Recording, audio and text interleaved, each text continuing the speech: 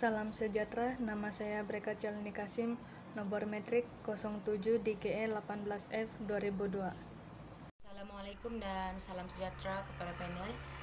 Nama saya Nur Iklima binti Abdurrahman, metrik number 07 DKE 18F 2029. Assalamualaikum dan salam sejahtera. Nama saya Natasha binti Jekri, nomor metrik 07 DKE 18F 2011. Untuk pengenalan yang pertama, komponen dan sifat-sifat yang terdapat pada konkrit dan abu kelapa sawit.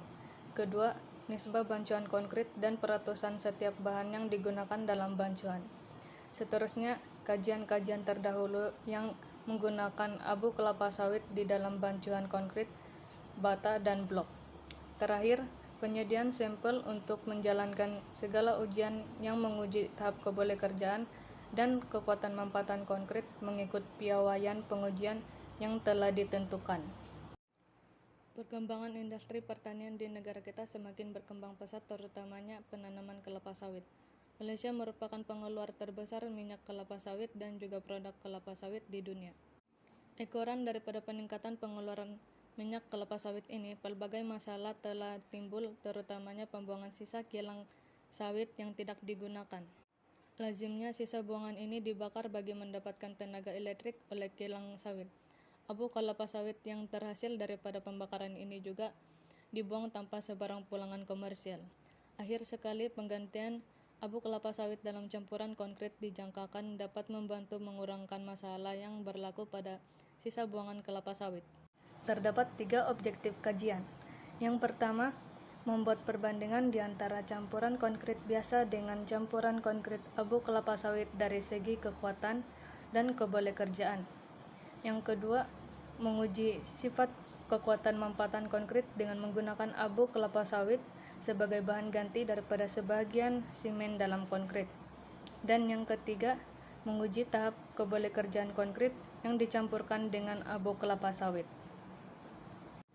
Matlamat kajian ini adalah untuk menghasilkan panduan lengkap proses mereka bentuk bancuan konkrit yang diganti dari sebagian simen dengan menggunakan abu kelapa sawit mengikut tata cara yang ringkas dan mudah dipahami.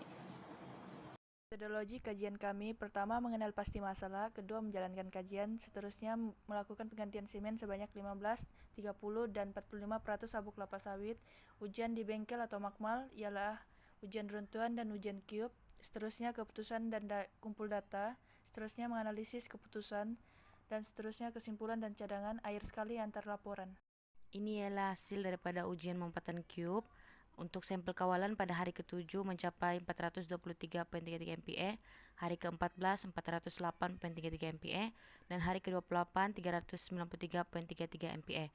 Untuk 15% abu kelapa sawit pada hari ke-7 231.67 MPa, hari ke-14 210 MPa, dan hari ke-28 205 MPa. Untuk 30% abu kelapa sawit pada hari ke-7 158.33 MPa, untuk hari ke-14 110 MPa, dan hari ke-28 141.67 MPa. Untuk sampel 45% abu kelapa sawit untuk hari ke-7 63.33 MPa, untuk hari ke-14 83.33 MPa, untuk hari ke-28 81.67 MPa.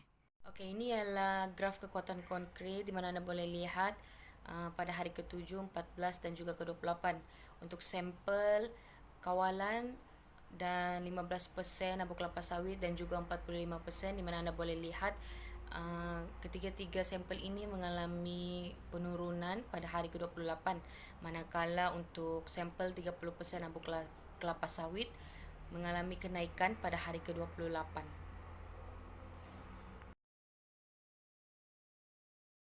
Ini ialah graf selam tes kami, iaitu untuk sampel kawalan 15%, 30% dan juga 45%, di mana kami punya sampel kawalan mengalami penurunan sebanyak 5 mm dan 15% 10 mm, 30% 9 mm dan juga 45% 11 mm.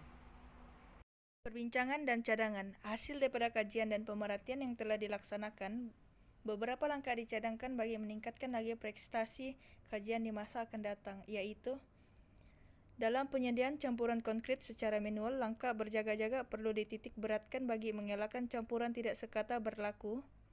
Seterusnya, kajian yang lebih mendalam bagi mengkaji nisbah air simen yang sesuai dan optimum bagi mendapatkan hasil ujian yang setaraf dengan konkrit biasa. Hal ini demikian karena sifat abu kelapa sawit yang menyerap lebih banyak air berbanding simen.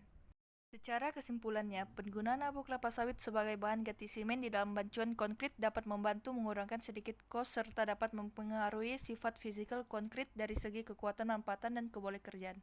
Namun, kajian ini menunjukkan hasil ujian yang tidak mencapai tahap kekuatan manfaatan yang setaraf dengan konkrit kawalan. Berdasarkan data yang diperolehi, terdapat perbedaan yang sangat ketara di antara konkrit abu kelapa sawit dengan konkrit kawalan.